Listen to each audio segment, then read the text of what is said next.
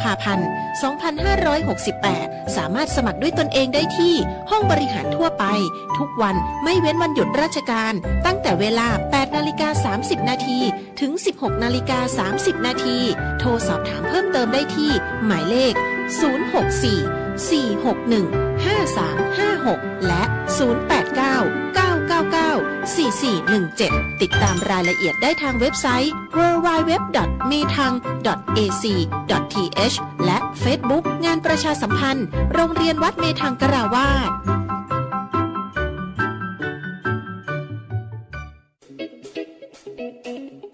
ขับขี่ปลอดภัยเมืองไทยไร้อุบัติเหตุด้วยความปรารถนาดีจากสวท.แพร่ FM 91 เมกะเฮิรตซ์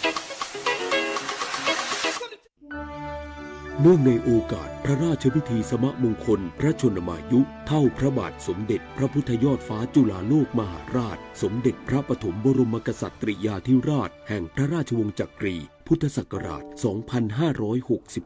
รัฐบาลขอเชิญชวนประชาชนร่วมพิธีสืบพระชะตาหลวงประเพณีมงคลของชาวล้านนาภายในงานพบกับพิธีหอมบุญถวายเจ้าเหนือหัวพิธีแห่ไม้ค้ำโพสาธิตภูมิปัญญาในการจัดเตรียมเครื่องประกอบพิธีกรรมการแสดงศิลปะวัฒนธรรมการละเล่นต่างๆและการสาธิตการมั่วระหว่างวันที่ 13-20 มกราคม 2568 ณ สวนสรานรมและวัดพระเชตุพนวิมลมังคลารามวิทยุแห่งประเทศไทยจังหวัดแพร่ 91 เมกะเฮิรตซ์ให้ความรู้คู่ความสุขMPEC 2025 กับ3มิติความเชื่อมโยงอาเซียนภายใต้แผนแม่บทเพื่อความเป็นอันหนึ่งอันเดียวกันของสมาชิกได้แก่การเชื่อมโยงด้านโครงสร้างพื้นฐานการเชื่อมโยงด้านกฎระเบียบและการเชื่อมโยงด้านประชาชนการเชื่อมโยงด้านโครงสร้างพื้นฐานคือการกำหนดโครงสร้างพื้นฐานทางกายภาพภายใต้7ยุทธศาสตร์หลักโดยเฉพาะโครงข่ายคมนาคมการพัฒนาเส้นทางทั้งทางบกทางน้ำและทางอากาศร่วมกันของประเทศสมาชิกอาเซียนและประเทศนอกภูมิภาคการเชื่อมโยงด้านกฎระเบียบคือการเชื่อมโยงข้อตกลงระหว่างประเทศในระดับภูมิภาคการอำนวยความสะดวกในการทำธุรกรรมระหว่างกันให้เกิดความสะดวกมากยิ่งขึ้นการเชื่อมโยงด้านประชาชนคือการส่งเสริมการเรียนรู้ทางสังคมประเพณีและวัฒนธรรมเป็นการประสานและยึดรวมประชาชนไว้ด้วยกันโดยมีข้อริเริ่มทางการศึกษาวัฒนธรรมและการท่องเที่ยว1วิสัยทัศน์1เอกลักษณ์1ประชาคมปรารถนาดีจากสำนักประชาสัมพันธ์เขต3กรมประชาสัมพันธ์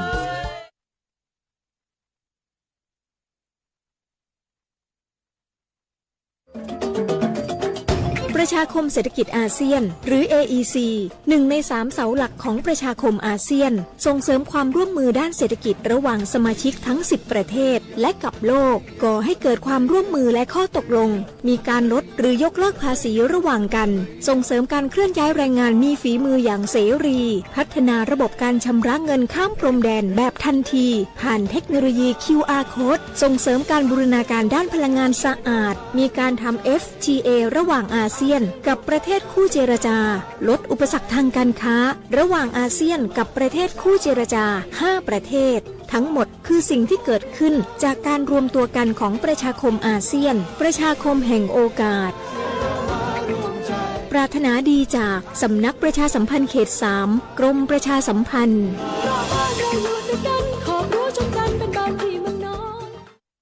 สวัสดีค่ะคุณผู้ฟังขอต้อนรับคุณผู้ฟังเข้าสู่ช่วงของรายการรอบรู้อาเซียนนะตามโครงการประชาสัมพันธ์ประชาคมอาเซียนและความร่วมมือกับภูมิภาคอื่นๆนะประจำปี 2568 นะคะวันนี้อยู่ด้วยกันนะคะก็ครึ่งชั่วโมงตรงนี้นะคะจะมาพูดคุยในเรื่องของความสำคัญความน่าสนใจนะคะสำหรับภูมิภาคของเรานั่นก็คือการผลักดันให้ประชาคมอาเซียนพร้อมสำหรับการเปลี่ยนผ่านเข้าสู่ยุคดิจิทัลนะคะหรือดิจิทัลทรานส์ฟอร์เมชันนั่นเองนะคะซึ่งก่อนอื่นนะเราต้อง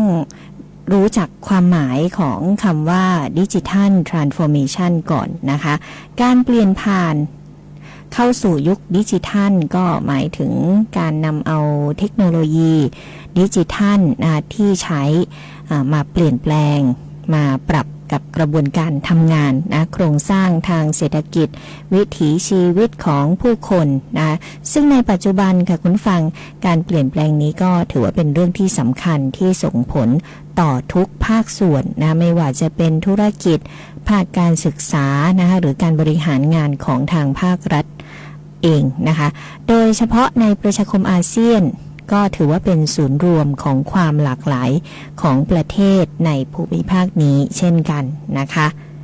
การเปลี่ยนผ่านการเปลี่ยนแปลงที่จะเข้าสู่สังคมดิจิทัลในโลกปัจจุบันก็จะส่งผลกระทบทั้งทางด้านของเศรษฐกิจสังคมนะประเทศสมาชิกอาเซียนจึงต้องมีการเตรียมความพร้อมนะคะ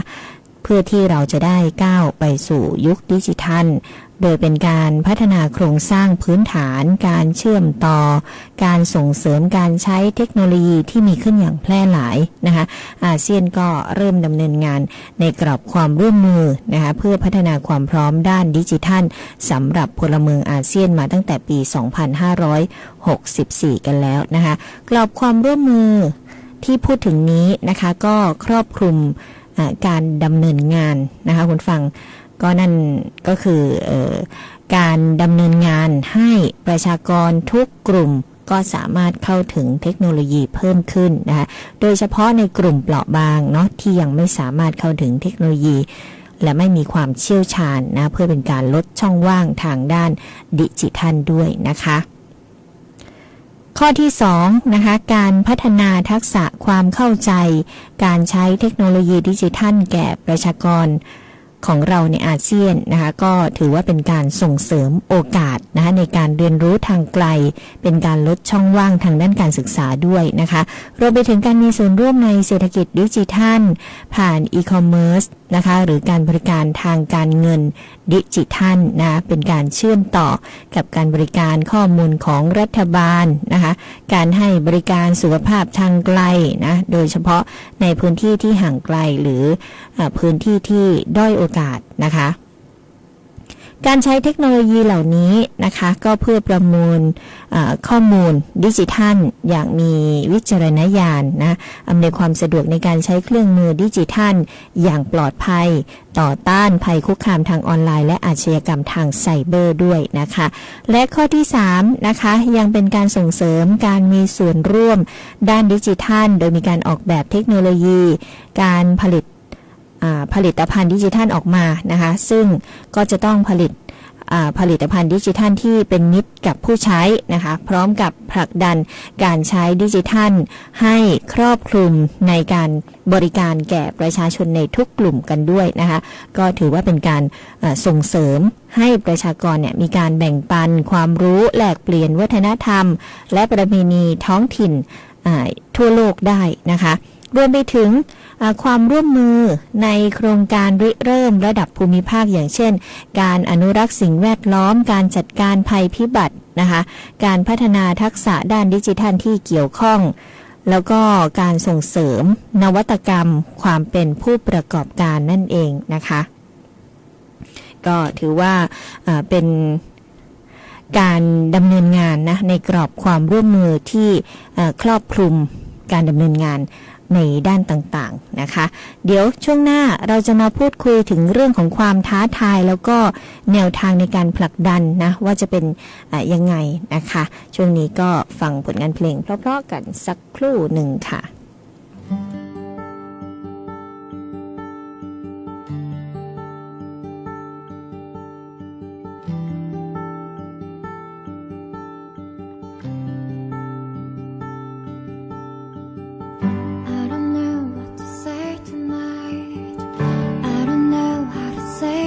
I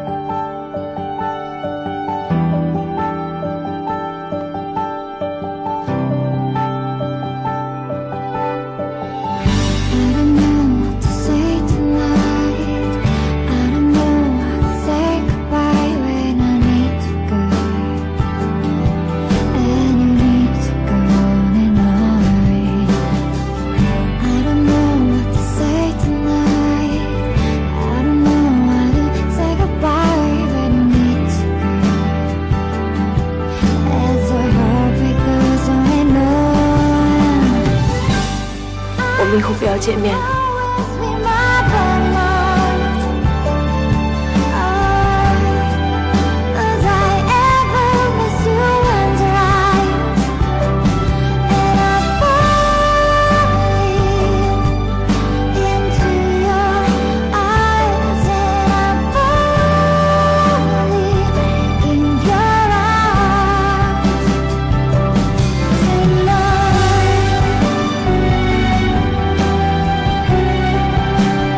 这个世界上有3种爱。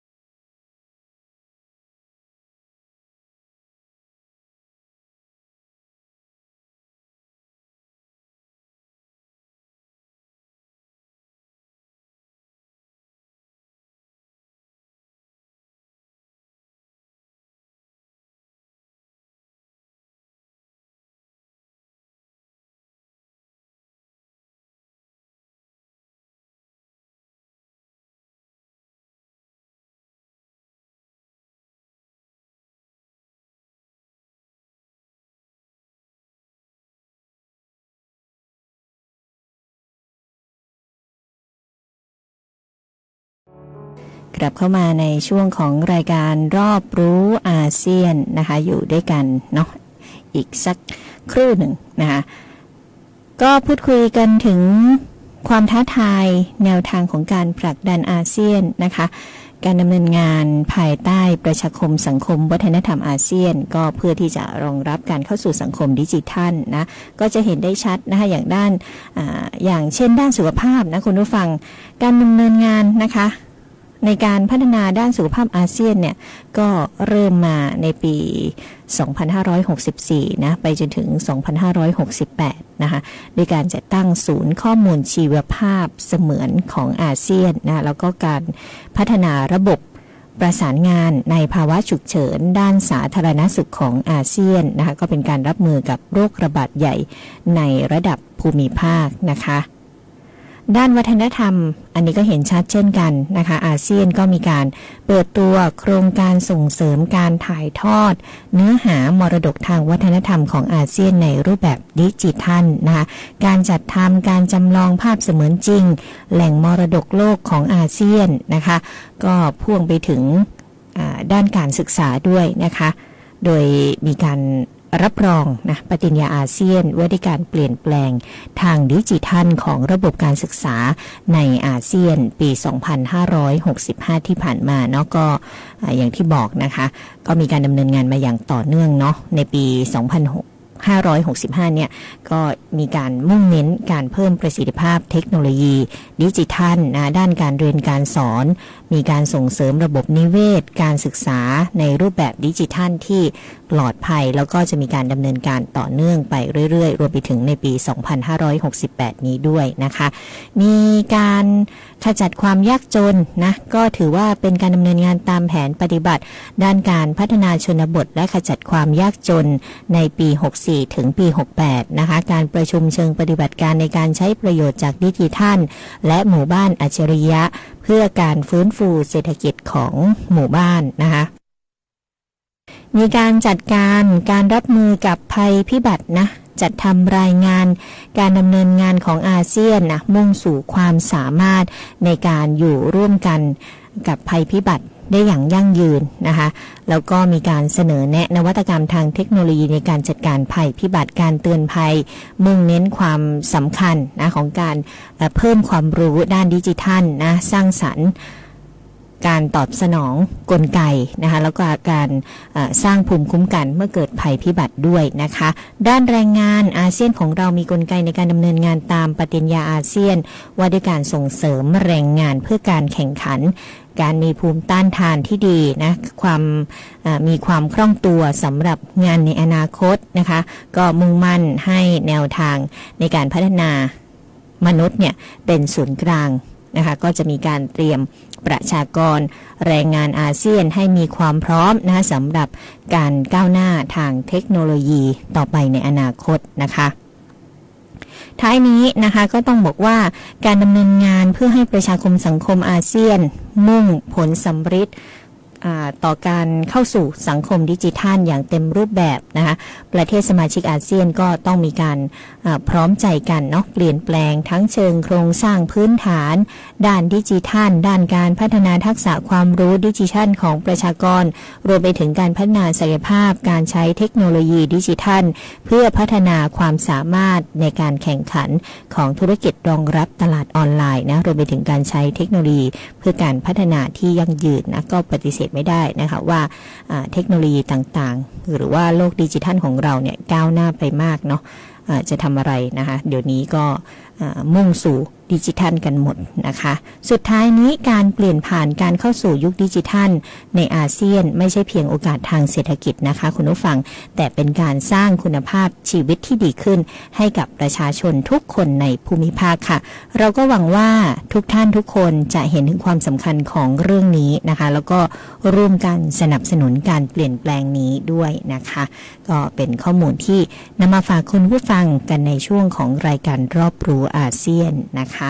เวลาหมดลงแล้วนะคุณผู้ฟังต้องขอบพระคุณแฟนรายการทุกท่านที่ติดตามรับฟังข้อมูลดีๆแบบนี้นะคะเอาไว้โอกาสต่อไปก็จะมาพูดคุยกันให้ได้รับฟังถึงเรื่องราวความคืบหน้าต่างๆนะคะ ของโครงการต่างๆด้วยนะคะวันนี้ดิฉันพิรุณพรแสงสร้อยก็ต้องล่ำลาคุณผู้ฟังไปก่อนนะคะพร้อมกับส่งท้ายด้วยผลงานเพลงเพราะๆที่แนะนำกันเข้ามานะคะแล้วก็พบเจอกันใหม่ได้ในครั้งต่อไปนะช่วงนี้อากาศหนาวดูแลรักษาสุขภาพกันด้วยนะคะคุณผู้ฟังแล้วพบเจอกันได้ใหม่นะคะทางสวทแพร่ FM 91 เมกะเฮิรตซ์และทางหน้าเพจ Facebook Live ของสวทแพร่ค่ะลาไปก่อนสวัสดีค่ะMPEC 2025 กับ3มิติความเชื่อมโยงอาเซียนภายใต้แผนแม่บทเพื่อความเป็นอันหนึ่งอันเดียวกันของสมาชิกได้แก่การเชื่อมโยงด้านโครงสร้างพื้นฐานการเชื่อมโยงด้านกฎระเบียบและการเชื่อมโยงด้านประชาชนการเชื่อมโยงด้านโครงสร้างพื้นฐานคือการกำหนดโครงสร้างพื้นฐานทางกายภาพภายใต้7ยุทธศาสตร์หลักโดยเฉพาะโครงข่ายคมนาคมการพัฒนาเส้นทางทั้งทางบกทางน้ำและทางอากาศร่วมกันของประเทศสมาชิกอาเซียนและประเทศนอกภูมิภาคการเชื่อมโยงด้านกฎระเบียบคือการเชื่อมโยงข้อตกลงระหว่างประเทศในระดับภูมิภาคการอำนวยความสะดวกในการทำธุรกรรมระหว่างกันให้เกิดความสะดวกมากยิ่งขึ้นการเชื่อมโยงด้านประชาชนคือการส่งเสริมการเรียนรู้ทางสังคมประเพณีและวัฒนธรรมเป็นการประสานและยึดรวมประชาชนไว้ด้วยกันโดยมีข้อริเริ่มทางการศึกษาวัฒนธรรมและการท่องเที่ยว1วิสัยทัศน์1เอกลักษณ์1ประชาคมปรารถนาดีจากสำนักประชาสัมพันธ์เขต3กรมประชาสัมพันธ์